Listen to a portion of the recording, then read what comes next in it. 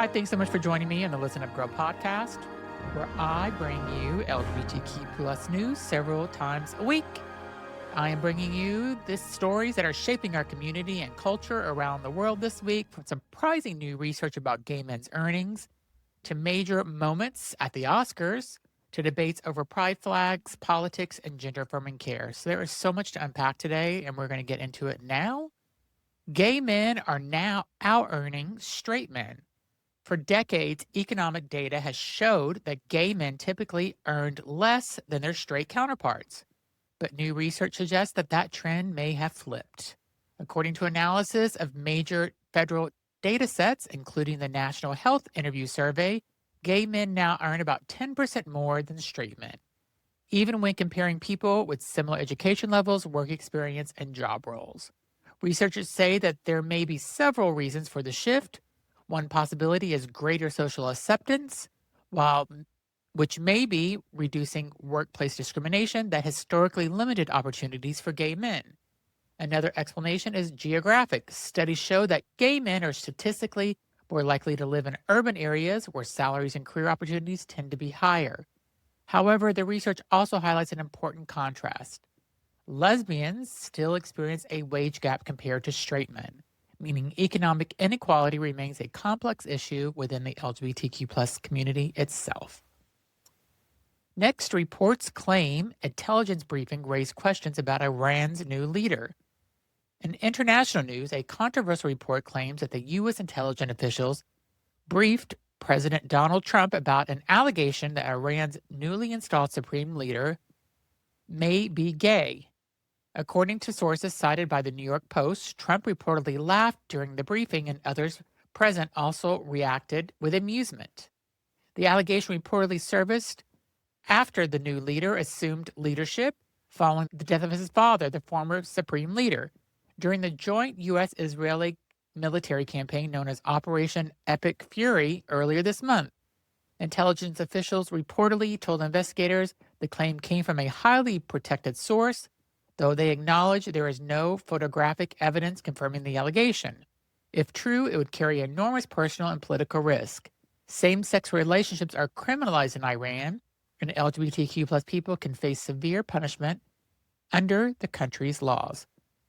I wonder where they got this intelligence from, because in Iran, you're the supreme leader and you're gay in a country that makes it criminalized. It doesn't kind of add up to me, but next, Oscar history for Autumn Durald Arkapaw. At the Academy Awards last night, history is made behind the camera.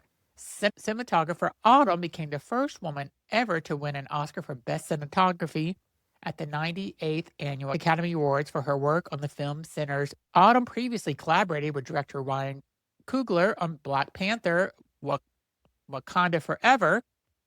Her win is especially significant because the cinematography category has long been one of the most male-dominated fields in filmmaking. In fact, she is one of the only of the fourth women ever nominated for the award, following Rachel Morrison, Ari Wegner, and Mandy Walker. So congratulations to her. It was great to see her win, and that movie Sinners is amazing. And just so we were talking about the Academy Awards, Michael B. Jordan won, and his speech was so great, and he is so talented, and I was so happy to see him win. Next, TPUSA chapter leader resigns after a hate speech leak. In Florida, the president of Turning Point USA chapter at Florida International University has resigned after a leaked group chat revealed racist, anti-Semitic, homophobic messages. According to the Miami Herald, more than 2 weeks of WhatsApp messages from 2025 show participants using the N-word more than 400 times, along with slurs targeting Black, Jewish, gay, and disabled people. The messages also reportedly included references to Nazi ideology and other comments that were derogatory about women. Following the leak, chapter president Ian Valdez stepped down from his role. The organization said it is now restructuring its leadership team while continuing its mission of engaging students in political discussions. Next, this Saturday night that just passed, it was Saturday Night Live, Harry Styles was Sparks' queerbaiting debate on SNL. Harry Styles turned a long-running internet debate into one of the week's most viral moments. While hosting Saturday Night Live, Styles addressed the ongoing accusations that he engages in queerbaiting. During his monologue, comedian Ben Marshall walked onto the stage and Styles suddenly grabbed him and kissed him. Then he turned to the audience and joked, "Now that's queerbaiting." The moment exploded across social media, reigniting debates about celebrity identity, gender bending fashion, and how artists engage with queer culture. Fans were divided. Some praised the joke as well humor, while others argued it didn't fully address the criticism. But one thing is certain, Harry Styles certainly got people talking. And you know what? He is so for the LGBTQ plus community. And if he wants to kiss a guy, it doesn't mean he's gay. It just means that he did it and he got a lot of he went viral for it. So he got what he needed. So I support you, Harry. And you're amazing. Next, lawsuit over pride flags in Los Angeles. In Los Angeles, a county engineer is suing his employer after he was denied permission to work remotely during Pride Month. Eric Batman, a senior civil engineer who has worked for the county's Department of Public Works for more than 20 years, says the progressive pride flag displayed outside his office conflicts with his Christian beliefs. Batman requested to work from home during June when pride flags were flown at county buildings. Supervisors denied the request but suggested that he could use a different entrance if he wanted to avoid the flag. He has now filed a federal lawsuit claiming the decision violated his religious freedom rights under the Constitution and Title VII of the Civil Rights Act. Los Angeles County began flying the Progress Pride flag at government buildings in 2023 as part of its effort to show support for the LGBTQ plus residents. Before I continue with the news, I remember the moment right before I launched my podcast. I had the microphone, I had the idea, but I also had a lot of doubt. And I kept thinking, is this really the right decision? What if no one listens? What if I fail? If you've ever started a podcast, a business, or even a side project, you probably know that exact feeling. The moment right before you hit publish when everything feels uncertain. But choosing to take that leap turned out to be one of the best decisions I ever made. And if you're building something today, whether it's a podcast brand, merch line, or a full business, having the right tools makes a huge difference. That's where Shopify comes in. Shopify is a commerce platform behind millions of businesses worldwide and about 10% of all e-commerce in the U.S., from huge brands like Gymshark to entrepreneurs just getting started. Shopify makes it simple to launch your own store with hundreds of ready-to-use templates. Built-in AI tools that write product descriptions and headlines, and powerful tools that help run email and social media campaigns so you can actively find your customers. Plus, everything is in one place, from inventory and payments to analytics and shipping. And that iconic purple shop button. That's why Shopify has the best converting checkout on the planet, meaning fewer abandoned carts and more sales. That's why I love Shopify, and no matter how big you want to grow, Shopify gives you everything you need to take control and take your business to the next level. It's time to turn those what ifs into Shopify new sales with Shopify today. Sign up for your $1 per month trial today at shopify.com/listenup. Go to shopify.com/listenup. That's shopify.com/listenup. And now back to the news, where Patricia Arquette speaks out for trans rights. Actor and longtime LGBTQ plus ally Patricia Arquette used the Oscars red carpet to once again speak up for the transgender community. When asked about criticism that the Oscar winners shouldn't make political statements, Arquette responded bluntly. They can decide that when they win an Oscar, up until then, zip it.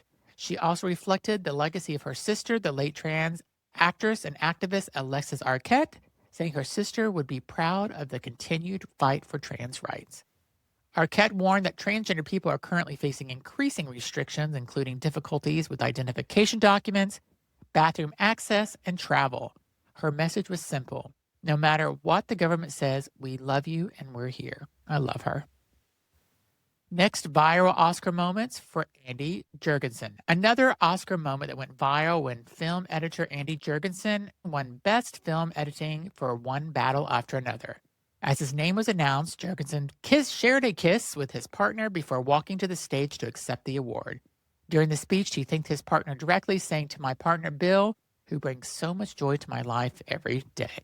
Love that. Next, NHS pauses hormone referrals for trans teens. In the United Kingdom, the National Healthcare Service has paused new referrals for gender affirming hormone treatments for 16 and 17-year-olds experiencing gender dysphoria. The decision comes after the studies commissioned following the controversial CAS report in 2024. Advocates say the move could create additional barriers for transgender youth seeking medical care. Our next story is judges reprimand federal judge over trans comment. In the United States, nearly 30 judges on the Ninth Circuit Court of Appeals have formally reprimanded fellow Judge Lawrence Van Dyke over comments he made about a transgender discrimination case. Van Dyke described the case as being about swinging dicks, prompting backlash from his colleagues. The case itself, Olympus Spa versus Armstrong, involved whether a spa could exclude transgender women under Washington state non-discrimination laws. Our next story is Olympian honors the orange convicted felon for anti-trans policies. Olympian bobsled champion Kaillie Humphries also stirred controversy after presenting the orange convicted felon with her Order of Eagles Medal. The award is typically given to a coach or mentor who helped an athlete succeed. Humphries said she wanted to recognize the orange convicted felon for supporting policies that she believes protect women's sports from transgender participation. She's an idiot. Next, the orange convicted felon comments about Iran and LGBTQ plus people. Our last story, during a recent interview with influencer and boxer Jake Paul, the orange convicted felon defended U.S. military actions against Iran by claiming the country throws gays off buildings.